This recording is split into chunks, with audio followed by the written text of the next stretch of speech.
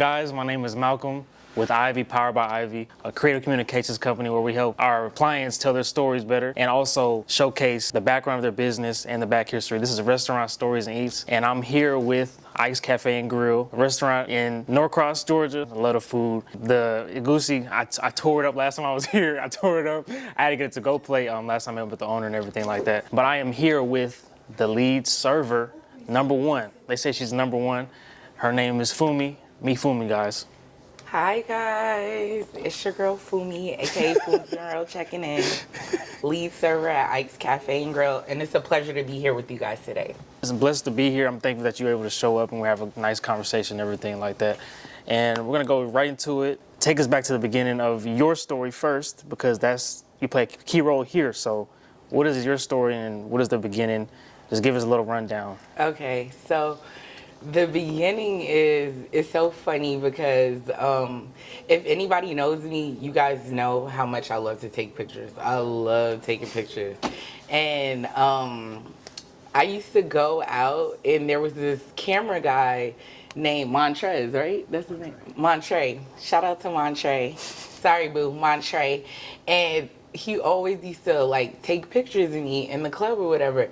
And he was like, yo, my boy owns this spot, like an African restaurant. Like, I think you would be a good fit there. And I was like, okay. He was like, apply, like, see what's up. And I ended up applying, and I didn't get the job initially. Mm-hmm. Like, I was calling every day, popping up.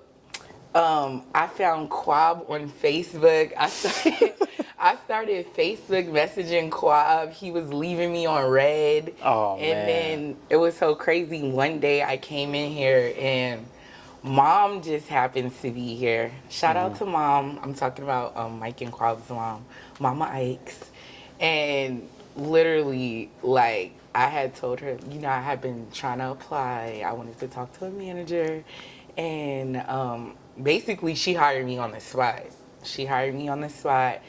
And shout out to Mom for giving me a chance in this opportunity, because without this opportunity, I don't know where my life would be today. And I'm just keeping it real with you guys. And that's how I basically started here, and the rest is history. That's cool. Yeah. So what was it like the first day you coming in, your first day, you got the job here? What is the first day like? Walk us through that first day, if you can remember vividly. Well, maybe not the exact first day, but I can tell you, like, when I first started working here, typically, like, you have to go through a training process of, like, at least, like, 2 weeks of shadowing somebody. Right. And I probably shadowed somebody for, like, 2-3 days, and they just threw me in there. Like, when I started working here, it was the lion's den. It was busy. It was like, girl, figure it out. You got this. If you need help, ask somebody. And the rest was history. That's cool. Yes. Yeah, that's it's funny because, you know, first day doing anything is like, what is about to happen? Yeah. It's like, I don't know what to do. You just have to go with the motions of everything, and it's like you're trying to figure out, you know, where you fit into this. But as time goes on, all right, a year goes by, where are you at now, like, with it now? Like, you fall into the rhythm of things? Do you feel comfortable? I fall into the rhythm of things. I'm very comfortable. Like, while I am Nigerian, even though I'm African American to some Africans, I'm not African enough.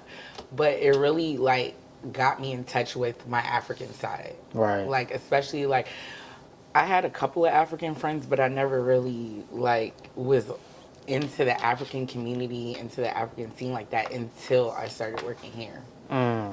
That's cool. So, like, when growing up, you didn't have that in your household as much, or like, how did that go? Well, growing up, my dad raised me as a single father, and he is my Nigerian parent, and Gotcha. My dad would work a lot, so we would be with aunties, uncles, cousins. It was, you know, and I feel like growing up in Jersey, it kind of forced me to grow up a lot faster and be more independent at such a young age. I think maybe that's why I was such a young mom.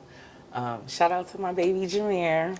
Shout out to Jameer. Yes, sorry, I had to shout out my son because he has been the driving force in my life, and I'm working so hard, and I'm doing this for him and now for Miss Hershey. That's tight. That's tight. We all have reasons why we do things, and that's a beautiful reason to be doing what you're doing and playing a key role here. And one thing I do want to know is, like, I want to just chat with you about, it's like, it's weird, you know, trying to find your people as far as, you know, culture-wise and where you come from. Like you say, you're Nigerian. I'm Bahamian. So my grandfather is from Bahamas. Originally, he came in when he was 17. Didn't know anybody, just looking for opportunity and everything like that. And it was hard trying to find people that I gelled with. And that you could relate So, to. yeah, and you could relate to, and just like, I had my cousins and everything like that, but my cousins lived far away, far side of town, and trying to figure it out. So, like, for you, you know, when you came here, like, how did it make you feel, like, feeling like you're connecting with, you know, where you come from? Honestly, it made me feel like I've been missing out on something my whole life. You know, I'm like, dang, like, we really be turned up. Like, you know what I'm saying? Like, this, like, after I started working here, I started, you know, gaining more African friends, going to more African functions, and, like, really getting in touch with that side of my heritage. Right. Yeah. And then, especially working at Ikes Cafe and Grill, I feel like they welcomed me with open arms. Like, they literally molded me into the person that I am today, because when I started working here, like, I had piercings, I had colored hair. Mom was like, you giving me Shaquanta. You need to take that out. This is Ikes Cafe and Grill. Like, we a brand. You know what I'm saying? Like, you got to polish it up a little bit, and that's what they did. They polished up my life. So shout out to Mom. Shout out to Ikes Cafe and Grill. That's amazing. So it was like, growing up, were you like eating African food? Yeah. Yeah, I always ate African food. That was always there.